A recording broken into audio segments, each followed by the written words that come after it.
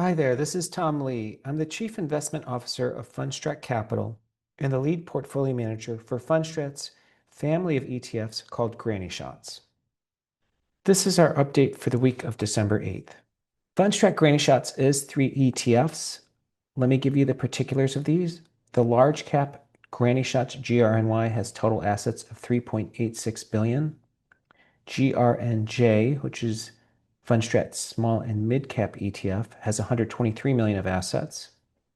And GRNI, which is the income-oriented large cap granny, has $31 million of assets. For the past week, performance is as follows. GRNY gained 0.89 compared to a 0.35 for the S&P 500, or 54 basis points of relative outperformance. GRNJ gained 2.35% compared to 0.75% for the Russell 2500, or 157 basis of outperformance. And GRNI, gained 1% compared to 0.35% for the benchmark, or 48 basis points of outperformance. The following is the year-to-date monthly relative return. GRNY is up 26% for the year, 18% for the S&P 500, or 776 basis points of outperformance. GRNJ is up 9.22% compared to 6.6% for the benchmark. That's 254 basis points of outperformance. And GRNI gained 3.2% compared to 3% for the S&P 500, or 14 basis points of outperformance. So let me start with some macro. And I want to emphasize something that we've talked about at Fundstrat in the past many times, which is called the 10 best days, or the rule of 10 best days. And to give you some context, I think it explains why people are bearish this year. In fact, if you're bearish this year, you are consensus.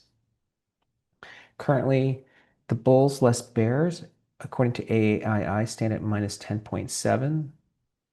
And if you look at the weekly reading for AAII all year, bears have dominated market sentiment all year. There have only been 12 weeks where investors have been positive. Now, why is that? I think it has to do with the fact that people have been trying to time the market. The rule of 10 best days states that the S&P makes most of its annual gains in just 10 days. And it means don't time the market. And this year was a really stark example. Since 1928, the S&P has returned 8% a year. Excluding the 10 best days, though, it's minus 13%. That means you missed out on 2,100 basis points if you didn't own the 10 best days in every year. Since 2016, this rule's also held. The S&P's returned 14%, but it's minus 9% if you don't have the 10 best days. That's 2,300 basis points a year. All of the gains basically in the market are made in 10 days. Let's just look at the last 3 years. In 2023, the S&P was up 24%, but excluding the 10 best days, it was up only 4%. In 2024, the S&P was up 23%. Excluding the 10 best days, it was up only 4%. And this year, the S&P is up 16%, but if you exclude the 10 best days, you're down 12%. Huge difference. So let's look at those 10 best days of every year. In total, the 10 best days in 2025 were particularly stark, 32%. So you really had to be involved in the 10 best days. But that top 10 day was April 9th, 2025, when the market was up 9.5%. So that was the tariff lows. If you missed that day, you've had a bad year.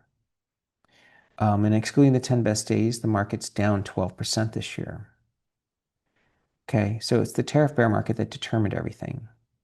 Here's the single best day of 2025 right there, that big candle.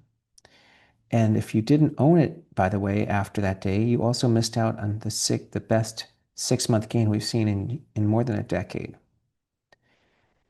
Okay, hopefully that makes it clear that you need to own stocks and try not to time the market.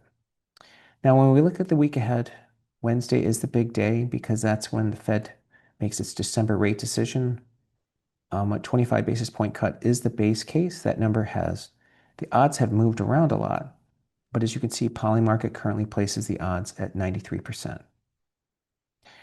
And as for earnings, Broadcom and Costco on the large cap Granny report on Thursday after the close, and AeroVironment reports on Tuesday after the close. That's a SMID Granny. And let's go through the individual stock performance within the Granny constituents. Okay, so let's start with GRNY and GRNI. They have the same components. The top 5 performers were Cadence, Palantir, Tesla, GE Vernova, and Caterpillar. These are all AI related. The bottom 5 are Broadcom, GE, SoFi Technologies, Vistra, and Netflix. Okay, and Netflix was hurt because of the Warner Brothers acquisition. Okay, on the SMID side, the top 5 are UiPath, MongoDB, Samsara, Rocket Lab, and Shark Ninja. The bottom 5 are Sterling Infrastructure, SoFi, Riot Platforms, Talon Energy, and Pure Storage. And here are the themes. The best performing theme this week was Millennials. And again, Millennials, our super cycle there is that Millennials are really in their prime income years. The second is the PMI Recovery. Makes sense, especially if the Fed is cutting next week. And third is the global labor shortage, which drives AI. That's it for now. Thanks for listening, and I'll speak to you soon.